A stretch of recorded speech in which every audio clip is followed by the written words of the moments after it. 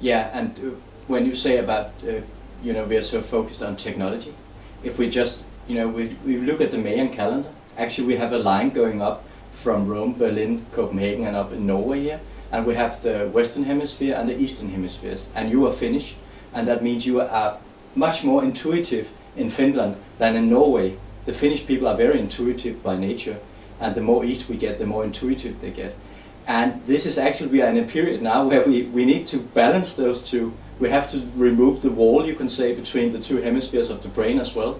And this is actually the next period we are going into. So people have to wake up very fast because they are very stuck in the material worldview, and it's not scientifically proved, let's say, to everything. It's like the brainwash program running.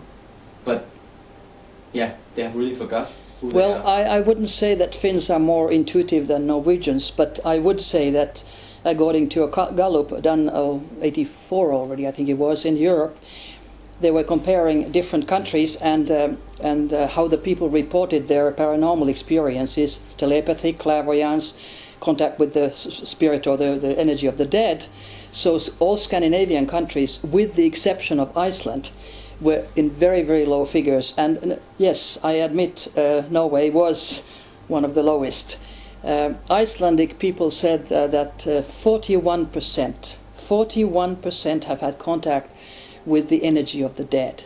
And at that time, until 93, a Diagnostic Statistical Manual of Mental Disorders, done by American psychiatrists mostly, and done by voting. They voted, is this a mental disease or is this not a mental disease? That's not very scientific. This information came from a psychologist who was in the committee. So they were claiming that contact with the dead is a sign of schizophrenia, and telepathy is a sign of schizophrenia.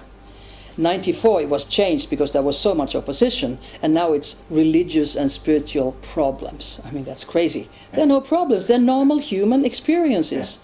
And Americans, it was interesting, had the highest figures in telepathy, contact with the dead, and clairvoyance. Why is that? Americans are pretty open, and Scandinavians necessarily do not have least experiences, but they are afraid to express them because of ridicule. And that ridicule is done on purpose. There are, shall I say, organizations, especially the secret services, led by US often, that absolutely attack especially academic population, scientists who dare to come out with a different worldview. And they are ridiculed, and sometimes in the States especially, their finances, their research money is withdrawn. Yeah. Because elite does not want people to know who they actually are. Elite does not want people to know what they can do. If all the population of the world would concentrate, even for a minute a day, that we want peace, we want harmony, we want love on this planet. Unity, oneness. Exactly. Yeah. The world would change, but they don't want that. They want war, because that's how they get the money. And money and power and misuse of power are the biggest crimes on this planet today. Yeah. And that has to change. And it's going to change. I think it's going to change with big catastrophes, even if they are man-made by Haarp from Alaska or from Tromsø, by ASCOT. That's a large antenna group in north of Tromsø, belonging to the so-called ASCOT system, which starts in Finnish Lapland in Sodankylä, goes on to Kiruna with the headquarters, goes on to Tromsø, goes on to Svalbard.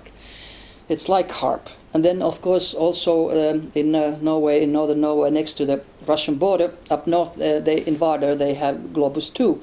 And the range of that is up till Rome. And all these antenna, Haarp is the worst and the first, they can affect your brain. Yeah. And they can change your behavior. Yeah. They can change weather. Yeah. They, in my mind, caused the tsunami in Thailand at Christmas a few years ago.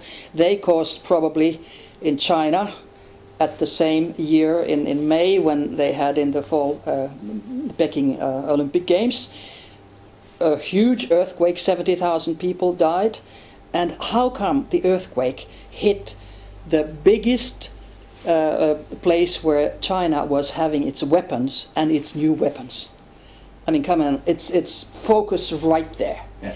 And when you think that this technology exists, and of course then it's officially denied, and they say, oh, they're paranoid who are talking like that.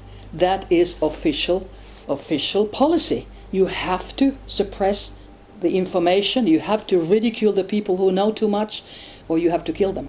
I have friends who have been killed. My parents were killed as revenge for information that I give.